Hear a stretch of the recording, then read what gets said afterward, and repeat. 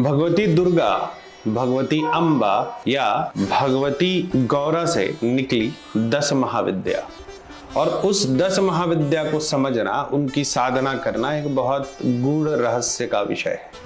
उसको समझने के लिए आपको एक शिवालय में बैठना होगा, जैसे मैं बैठा हूं, और इस शिवालय में ये महादेव हैं। महादेव शून्य है, जैसा हमारे ग्रंथों में वर्णित है। इनका ना आदि है ना अंत है, ठीक है। और महादेव स्वयं में पूर्ण है, ये बिल्कुल ही किसी विषय को नहीं जानते हैं, सब इनके अंदर है, इनको कुछ सोचने की आवश्यकता नहीं है।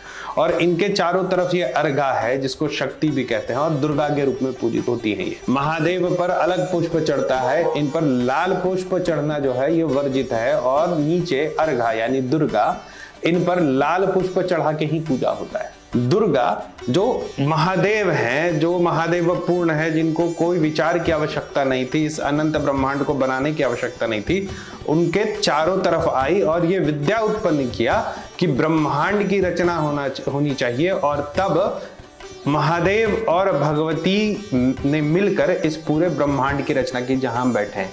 इसीलिए ये जो अर्घा है ये दुर्गा है, इसके बीच में महादेव स्थापित है, और इस अर्घा का परिधि बस इतना ही नहीं है, इस अर्घा का परिधि जो है वो पूर्ण ब्रह्मांड है, और इस भगवती के अंदर हम हैं, इसी विद्या के अंदर हम हैं, और इस परिधि से इस महादेव की यात्रा को महादेव और महाविद्या साधना कहते हैं, 10 महाविद्या साधना कहते हैं।